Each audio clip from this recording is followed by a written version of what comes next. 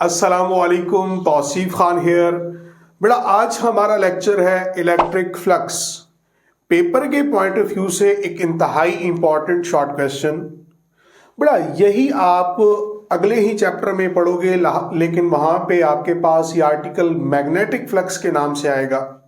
तो अगर ये वाला समझ में आ जाता है तो उसको समझने की जरूरत नहीं है, सिर्फ हम सिंबल चेंज करेंगे बस।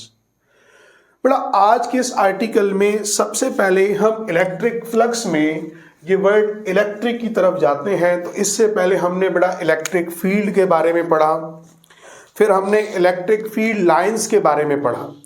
अपने प्रीवियस लेक्चर में मैंने बड़े डिटेल के साथ आपको बताया है कि एक चार्ज होता है, उस चार्ज के गिर्द एक खास इलेक्ट्रिक फील्ड होता है, और इलेक्ट्रिक फील्ड आपके पास एक ऐसी जगह है जहां पे अगर कोई दूसरा टेस्ट चार्ज आता है तो वहां पे उसके ऊपर वो फोर्स ऑफ अट्रैक्शन और रिपल्जन लगाता है। फिर हमने डॉट डिस्ट्रीब्यूशन के बारे में पढ़ा, फिर हमने पढ़ा इलेक्ट्रिक फील्ड लाइंस के बारे में कि एक ऐसी इमेजिनरी लाइन जो आपको इंफॉर्मेशन देती है कि आया टेस्ट चार्ज के ऊपर जो फोर्स ऑफ रिपल्जन या अट्रैक्शन लग रही है उसका पाथ क्या है। मैंने आपके सामने बेटा कुछ इलेक्ट्रिक फील्ड लाइंस बना भी रखी हैं। उसके बाद हमने एक कॉन्सेप्ट पढ़ा यूनिट एरिया के बारे में कि हमारे पास यूनिट एरिया क्या होता है। तो बेटा आपके पास ये एक सरफेस एरिया है। अब सरफेस एरिया होता क्या है बेटा कि अगर आप इस तरह का कोई एरिया ले लेते हैं, उसकी लंबाई को चौड़ाई के साथ मल्टीप्लाई कर दें तो आपके पास जो आंसर निकल करके आता है वो एरिया ऑफ द पैच हो जाता है। ये आपके पास मुकम्मल सरफेस एरिया निकलता है। तो बेटा हम इसको फिजिक्स की जुबान में यूनिट एरिया कहेंगे। क्या कहेंगे बेटा? Unit area. तो अगर मैं यहाँ पे ये यूनिट एरिया यहाँ पे लेके आता हूँ बेटा, तो इस यूनिट एरिया को जब हमने इस पोजीशन पे प्लेस किया तो इस वक्त इसमें से 3 लाइनें गुजर रही हैं बेटा। तो इसका मतलब यहाँ पे इलेक्ट्रिक फील्ड लाइंस ज्यादा गुजर रही हैं, तो यहाँ पे इलेक्ट्रिक फील्ड की इंटेंसिटी ज्यादा होगी, स्ट्रॉन्ग इलेक्ट्रिक फील्ड होगी। लेकिन अगर हम इसी यूनिट एरिया को उठा के बेटा यहाँ पे लेके आते हैं तो अब इसमें से सिर्फ और सिर्फ एक लाइन गुजर रही है, और इसका मतलब कि यहाँ पे अब इलेक्ट्रिक फील्ड इंटेंसिटी जो कम है, यानी कि वीक इलेक्ट्रिक फील्ड है आपके पास यहाँ पे। तो इसका मतलब जितनी नंबर ऑफ लाइंस इस सरफेस एरिया में से ज्यादा गुजरेंगी इलेक्ट्रिक फील्ड स्ट्रांग होगी, जितनी नंबर ऑफ लाइंस कम गुजरेंगी उतनी ही आपके पास इलेक्ट्रिक फील्ड कमजोर होगी बेटा। अब चूंकि मैंने आपको बोला है कि ये जो आपके पास सरफेस एरिया है इसको मैं ऐसे प्लेस करता हूं ताकि इसके अंदर में से ऐसे कोई तीर का निशान जा रहा हो तो इसके अंदर में से लाइंस गुजर सके बेटा। तो एक लम्हे के लिए अगर मैं आपके सामने इलेक्ट्रिक फील्ड लाइन बेटा ऊपर की तरफ जा रही है और सरफेस एरिया को हमने ऐसे प्लेस किया हुआ है, तो बीच में इनके दरमियान एंगल जो बनने वाला है वो 90 डिग्री का एंगल है बेटा। इसीलिए हमने यहां पे डेफिनेशन में बेटा लिखा कि number of electric field lines passing through unit area बेटा, ये आपके पास एक यूनिट एरिया है। Number of electric field lines passing through unit area held perpendicular. अब हेल्ड परपेंडिकुलर क्यों लिखा? अभी मैंने आपको बताया कि अगर ये यूनिट एरिया है और ये इसमें से बड़ा एक इलेक्ट्रिक फील्ड लाइन गुजर रही है तो इनके दरमियान बनने वाला एंगल 90 डिग्री होगा। इसीलिए हमने यहां पे लिखा कि number of electric field line passing through unit area held perpendicular to the direction of electric field line, कि ये यूनिट एरिया और उस इलेक्ट्रिक फील्ड लाइन के दरमियान बनने वाला एंगल परपेंडिकुलर है बेटा। इसका बेटा सिंबल क्या है? इसको हम जाहिर करते हैं फाई के साथ बेटा। जैसे हमारी इंग्लिश में ABC है, ऐसे आपके पास ग्रीक ABC के अंदर अल्फा, बीटा, पाई, ईटा। तो बेटा ये चूंकि अब वो इस्तेमाल नहीं होती तो उसको हम एज अ सिंबल इस्तेमाल कर रहे होते हैं। जहां पे बेटा फ्लक्स आएगा वहां पे फाई आएगा, PHI, ये साउंड करता है बेटा फाई। चूंकि हम इलेक्ट्रिक फ्लक्स यहाँ पे डिस्कस कर रहे हैं तो यहाँ पे छोटा सा ई लगा देंगे। आगे मैग्नेटिक फ्लक्स होगा तो मैग्नेटिक फ्लक्स को बी से जाहिर करेंगे तो वहां छोटा सा बी लगा देंगे, तो ये फाई और साथ में छोटा सा ई लगा देंगे तो बेटा ये सिंबल बन जाएगा इलेक्ट्रिक फ्लक्स का। अब यही बात बेटा हम फार्मूले के जरिए भी सीख सकते हैं, लेकिन फार्मूले को अगर थोड़ा टेक्निकली देखा जाए तो हम इसको ज्यादा अच्छे से समझ सकते हैं।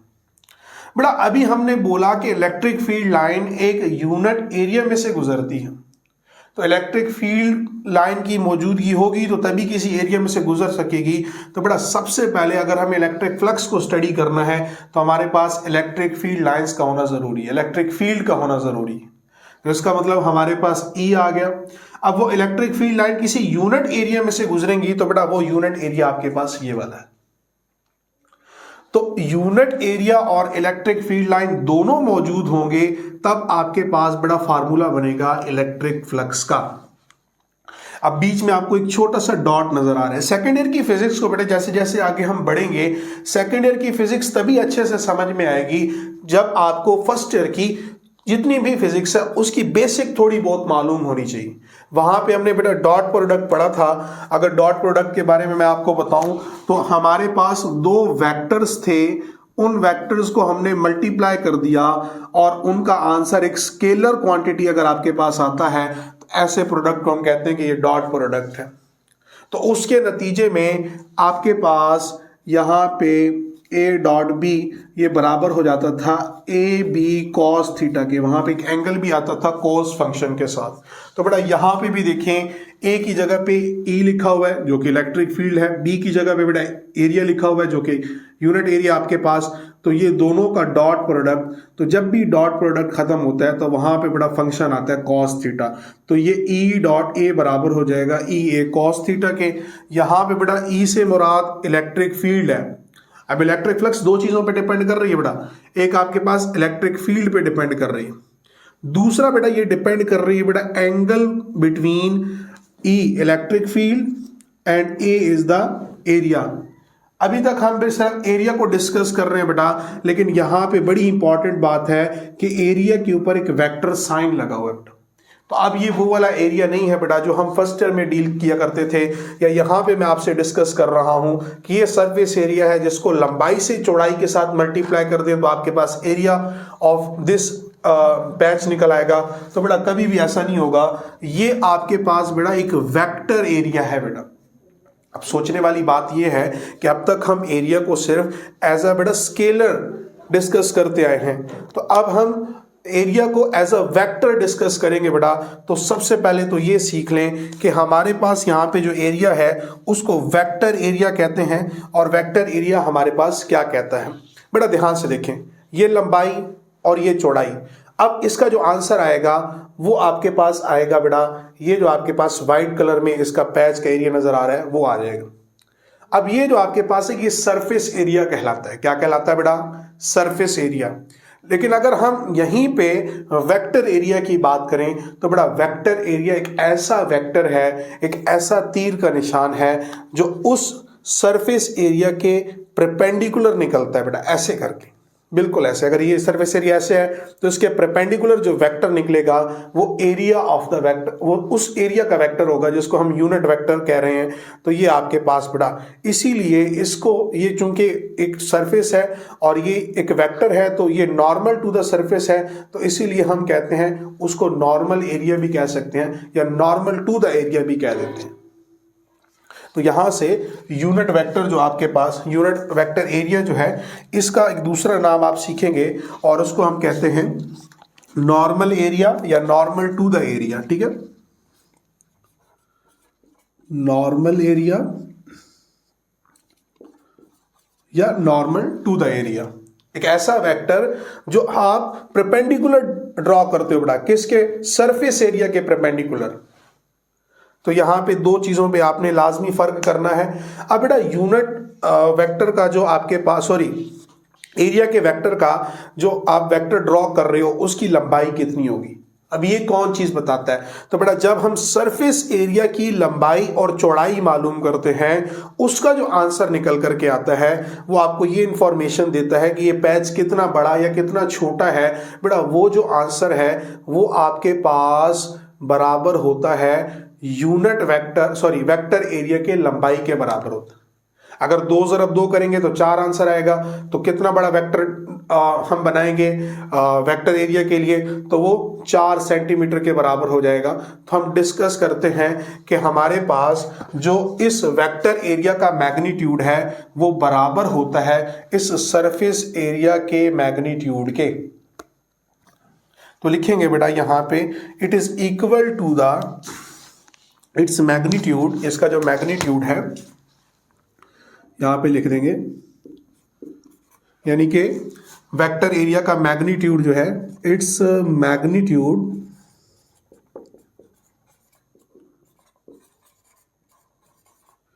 is equal to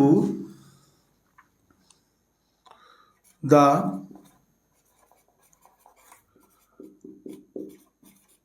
magnitude of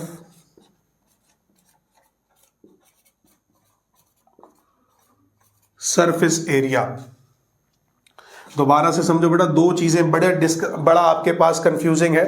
एक आपके पास बेटा सरफेस एरिया है और एक आपके पास वेक्टर एरिया है। सरफेस एरिया ये है जो आपको फ्लैट सरफेस नजर आ रही है, वेक्टर एरिया इस सरफेस एरिया के परपेंडिकुलर एक वेक्टर बेटा हम बनाएंगे हमेशा, ये बात याद रखनी है आपने। और एक आपने बेटा ये अभी जो मैंने बात बताई है कि ये perpendicular to the surface area होता है, तो वो बात भी आपने लिख लें यहां पे, also perpendicular to surface area.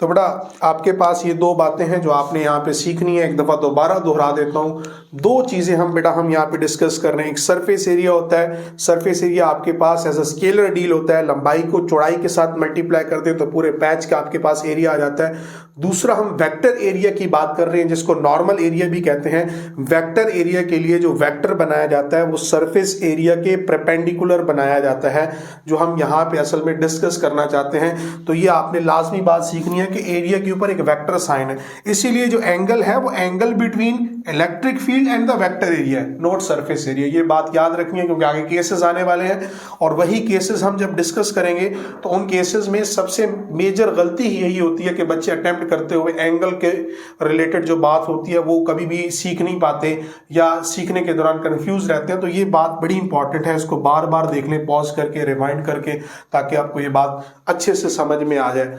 अब चूंकि हमने बेटा डॉट प्रोडक्ट के बारे में पढ़ा था, जब यहाँ पे बेटा हम डॉट प्रोडक्ट ओपन करते हैं तो इसकी जगह पे फंक्शन आता है कॉस थीटा, और ये आपके पास इलेक्ट्रिक फील्ड का मैग्नीट्यूड होगा और वो आपके पास सरफेस एरिया का मैग्नीट्यूड होगा। अब अभी मैंने बताया कि हम दो वेक्टर्स को जब मल्टीप्लाई करते हैं और उसका आंसर एक स्केलर क्वांटिटी आ जाए तो उन्हीं को डॉट प्रोडक्ट कहते हैं। तो उससे मैंने अंदाजा लगाया कि ये जो इलेक्ट्रिक फ्लक्स है ये कौन सी क्वांटिटी है, ये आपके पास एक स्केलर क्वांटिटी है। आगे आपके पास बेटा इसके यूनिट की बात कर लेते हैं कि इसका यूनिट कैसे निकला होगा। तो बेटा इसका यूनिट बड़ा सिंपल सा है कि जैसे आपके पास इलेक्ट्रिक फील्ड और वेक्टर एरिया दो चीजें यहां पे हैं बेटा, और ये मिलके इलेक्ट्रिक फ्लक्स बना रही है।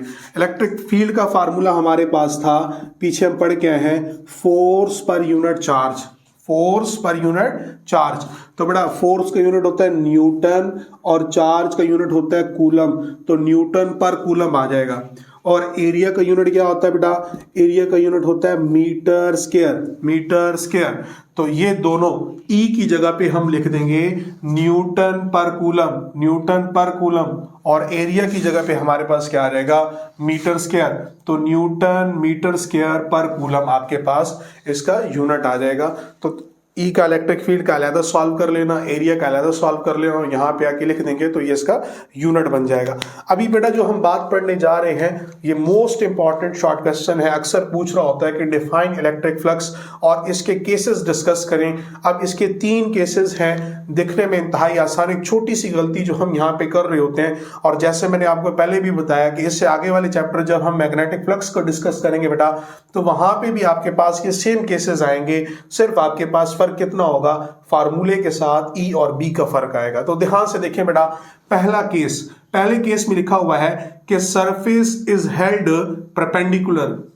अब दोबारा देखें बेटा, ये आपके पास सरफेस है और इसको परपेंडिकुलर रखना है। अब किसके परपेंडिकुलर रखना है, इलेक्ट्रिक फील्ड लाइन के परपेंडिकुलर रखना है। अब ध्यान से देखें बेटा, ये जो मैंने आपके पास सरफेस बनाई है, ये सरफेस एरिया कुछ यूं रखा हुआ है मैंने ऐसे करके।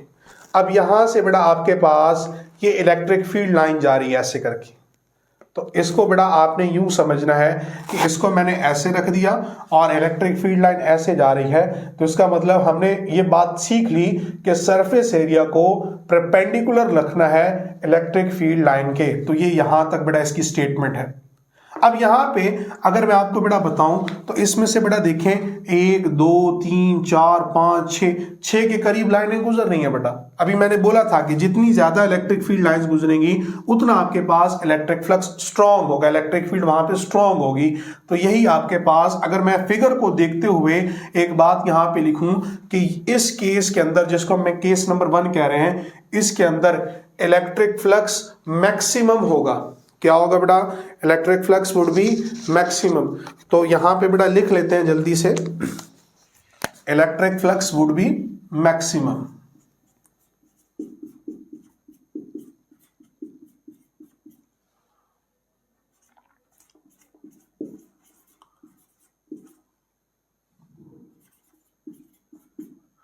आपने मैक्सिमम के स्पेलिंग मुकम्मल लिख लेने हैं।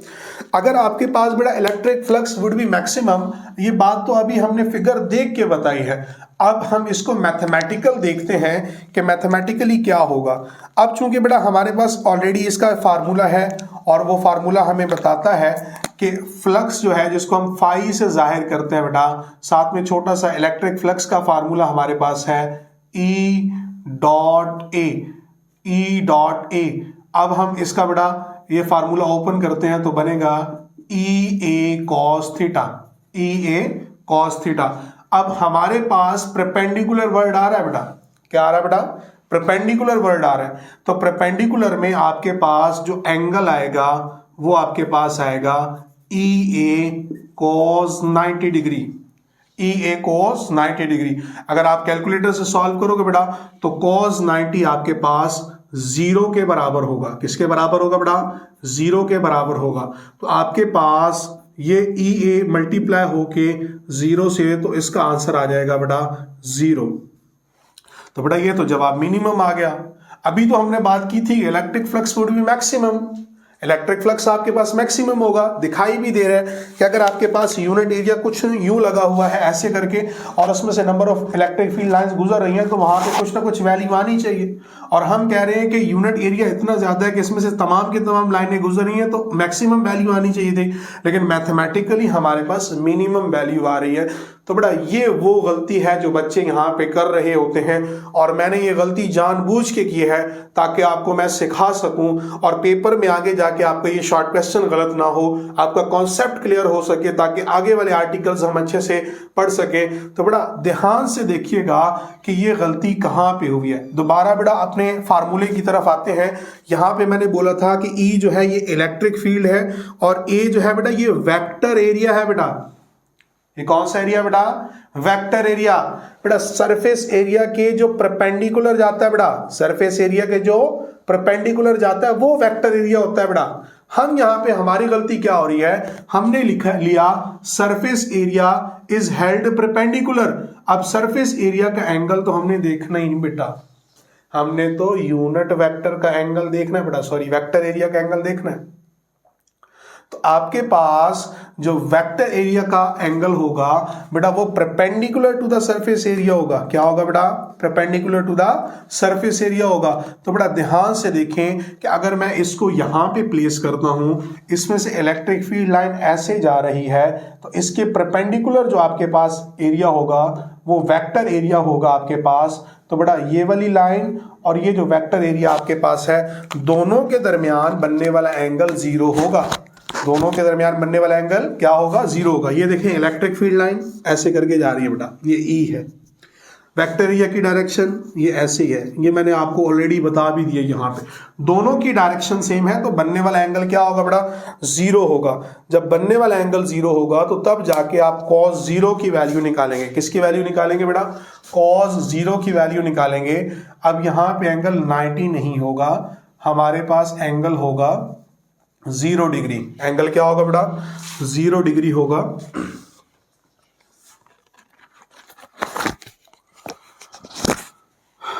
तो अगर हम यहाँ पे 0 डिग्री पुट कर देंगे तो हम जानते हैं कि cos 0 वैल्यू होती है 1 के बराबर।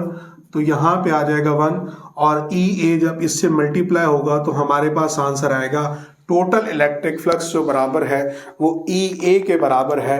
अब हमारा वाला ये जो हमने अजम्पशन की थी कि electric flux would be maximum, अब मैथमेटिकली भी हमने ये बता दिया कि इलेक्ट्रिक फ्लक्स यहाँ पे जो इसकी वैल्यू आ रही है वो मैक्सिमम आ रही है। तो यहाँ पे हम साथ में मेंशन भी कर देते हैं। तो बड़ा वो जो गलती जो अभी मैंने आपको बताई है, मेरा ये मशवरा है कि एक दफ़ा दोबारा रिवाइंड करके इस बात को दोबारा से सीख लें ताकि आगे जाके आपको इस बात का मसला ना हो, क्योंकि ये वो मेजर गलती है जो सारा साल बच्चे बड़ा टेस्ट के दौरान कर रहे होते हैं। और यकीनन अगर आप गलती टेस्ट में कर रहे हैं तो आगे जाके पेपर में भी आपको ये मसला होने वाला है।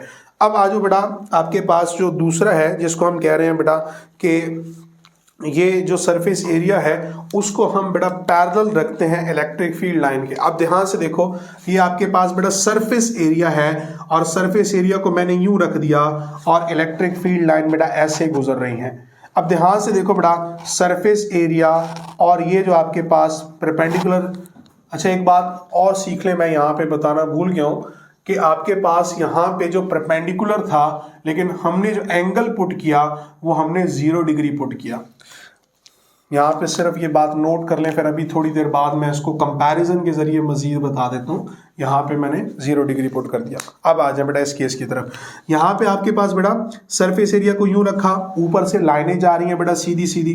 तो अब आपके पास क्या होगा, ये जो सरफेस एरिया है और इलेक्ट्रिक फील्ड लाइन है इन दोनों के दरमियान एंगल 0 डिग्री बनता है। इसीलिए मैंने यहाँ पे लिखा surface is held parallel to the electric field.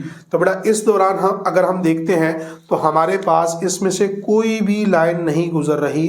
तो आपके पास हम देखेंगे कि पहले से मैं अगर बता दूं तो electric flux would be minimum, electric flux would be minimum, ये आपके पास कम से कम होगा। आइए बेटा इसको मैथमेटिकल देख लेते हैं। दोबारा से formula phi E dot A, इसको ओपन करते हैं डॉट प्रोडक्ट को, तो ई ए कॉस थीटा। अब दोबारा से वो गलती सुन लो, बच्चे जब यहाँ पे पैरेलल वर्ड देखते हैं तो उन्होंने पैरेलल में 0 डिग्री पढ़ा हुआ है, लेकिन बेटा यहाँ पे गलती नहीं करनी। दोबारा देखें फार्मूले की तरफ, इलेक्ट्रिक फील्ड और वेक्टर एरिया का एंगल आपने देखना है बेटा। तो ये आपके पास देखें इलेक्ट्रिक फील्ड लाइन इधर को जा रही है, ये आपके पास बेटा सरफेस एरिया है, सरफेस एरिया को यूं प्लेस करेंगे, वेक्टर एरिया हमेशा इसके परपेंडिकुलर आता है तो ये मैंने वेक्टर बना दिया। तो दोनों के दरमियान जो एंगल बन रहा है बेटा वो 90 डिग्री बन रहा है। ध्यान से देखें बेटा, ये आपके पास वेक्टर एरिया जा रहा है और इस साइड पे इलेक्ट्रिक फील्ड लाइन, तो इनके दरमियान एंगल 90 डिग्री है। तो इस पैरेलल को देख के यहाँ पे 0 डिग्री नहीं लगाना, आपने हमेशा इन दोनों को कंपैरिजन करके, जिसमें मैंने लिखा है angle between electric field and vector area, इन दोनों को देख के आपने हमेशा ये लगाना है। और ये जो पैरेलल लिखा होता है ये हम अकॉर्डिंगली लिखते हैं सरफेस एरिया के, जो अभी थोड़ी देर बाद मैं आपको बता भी देता हूं। तो अब यहाँ पे वैल्यू पुट कर देते हैं बेटा, तो आपके पास बनेगा ई ए और यहाँ पे आपके पास परपेंडिकुलर एंगल बन रहा है तो बेटा cos 90 हो जाएगा और cos 90 की जो वैल्यू है वो आपके पास 0 होती है। तो इलेक्ट्रिक फ्लक्स यहाँ पे 0 आ जाएगा, तो 0 से मल्टीप्लाई होके आपके पास टोटल जो इलेक्ट्रिक फ्लक्स की वैल्यू आ जाएगी वो आपके पास, सॉरी ये 0 के बराबर आ जाएगी। अब ये आपके पास अभी हमने जो लिखा कि electric flux would be minimum, तो ये अब हमने मैथमेटिकल भी बता दिया है कि अब आपके पास इलेक्ट्रिक फ्लक्स की जो वैल्यू है वो आपके पास मिनिमम है। अब ध्यान से देखिए बेटा, यहाँ पे वर्ड पैरेलल लिखा था लेकिन हमने थीटा जो पुट किया वो 90 डिग्री पुट किया है बेटा। हमने जो थीटा पुट किया वो क्या किया बेटा, 90 डिग्री किया। यहाँ पे वर्ड परपेंडिकुलर था लेकिन हमने जो बेटा यहाँ पे पुट किया है वो आपके पास बेटा 0 डिग्री है। तो ये दोनों में फर्क है कि परपेंडिकुलर नॉट 90, परपेंडिकुलर नहीं है। परपेंडिकुलर अगर आ जाए तो थीटा आपने 0 डिग्री पुट करना है। क्यों पुट करना है, क्योंकि हम एंगल देख रहे हैं इलेक्ट्रिक फील्ड और वेक्टर एरिया के बीच का एंगल देख रहे हैं, नोट सरफेस एरिया। और ये परपेंडिकुलर क्यों आ रहा है, क्योंकि ये सरफेस एरिया के हिसाब से आ रहा है। किसके हिसाब से आ रहा है बेटा? सरफेस एरिया के हिसाब से आ रहा है। और ये जो पैरेलल है ये भी सरफेस एरिया के हिसाब से, जो एंगल है वो आपके पास वेक्टर एरिया के हिसाब से है। तो बेटा one of the most important short question है आपके पास कि वो आपसे पूछता है कि दो ऐसे केसेस बताएं जब आपके पास इलेक्ट्रिक फ्लक्स मैक्सिमम होगा और मिनिमम होगा। तो बड़ा बहुत अच्छे से इसको नोट कर लें, इसको बार बार देखें ताकि आपको ये बात समझ में आए। अब हम बेटा डिस्कस करेंगे केस नंबर 3। अब इसमें क्या होगा, इसमें सरफेस एरिया ना तो बेटा आपके पास पैरेलल होगा ना परपेंडिकुलर होगा, तो फिर कैसे होगा? हम इसमें सरफेस एरिया को ना तो हम परपेंडिकुलर रखेंगे ना पैरेलल रखेंगे, बल्कि इनके बीचों बीच ऐसे रखेंगे। तो फिर बेटा क्या होगा? बेटा आपके पास इस केस में अभी हमने देखा कि जब हमने परपेंडिकुलर रखा तो हमारे पास मैक्सिमम इलेक्ट्रिक फ्लक्स आया। अभी हमने बेटा इसको यूं रखा पैरेलल तो हमारे पास मिनिमम आ गया। अगर हम इनके दरमियान वाली कंडीशन देखेंगे तो यहाँ पे बेटा आपके पास जो स्टेटमेंट बनेगी, इलेक्ट्रिक फ्लक्स ना तो मैक्सिमम होगा, निदर मैक्सिमम और नॉर मिनिमम। तो फिर बेटा क्या होगा, ये डिपेंड करेगा बेटा कि हमने ये जो टिल्ट पोजीशन में इसको रखा हुआ है उस दौरान इलेक्ट्रिक फील्ड और एरिया के दरमियान एंगल कितना बन रहा है। अगर मैं इस पोजीशन को डिस्कस करूं बेटा तो आपके पास इलेक्ट्रिक फील्ड लाइन इधर को जा रही है और ये आपके पास वेक्टर एरिया इधर को जा रहा है। तो बेटा इनके दरमियान जो एंगल बनेगा यहाँ पे बेटा थीटा, वो कितना बनेगा, ये इस चीज पर डिपेंड कर रहा है। तो इसके लिए हमारे पास जो फार्मूला है दोबारा से फाई ई बराबर है ई ए कॉस थीटा। तो यहाँ पे जितना थीटा होगा उसके मुताबिक पता चलेगा कि आपके पास यहाँ पे इलेक्ट्रिक फ्लक्स की नंबर ऑफ लाइंस जो उस सरफेस एरिया में से गुजर रही हैं वो कितनी आपके पास गुजर रही हैं। अब ये जो आपके पास तीनों केसेस हैं इसकी बुनियाद पे एक एमसीक्यू सॉल्व कर लेते हैं ताकि आपको और ज्यादा अच्छे से समझ में आ जाए। एमसीक्यूज बेटा ये है कि आपके पास एट व्हाट एंगल, तो बेटा हमें एंगल बताना है। क्या बताना है बेटा? हमने एंगल बताना है कि इलेक्ट्रिक फ्लक्स इज हाफ। अब इलेक्ट्रिक फ्लक्स हाफ हो जाए, कब हाफ हो जाए? Of its maximum value, maximum value का हाफ हो जाए बेटा। तो वो किस एंगल पर होगा? तो अक्सर बच्चे ये गलती करते हैं, क्योंकि आपके पास यहाँ पे हमने अभी सीखा कि आपके पास 90 पे मिनिमम है और 0 पे मैक्सिमम है।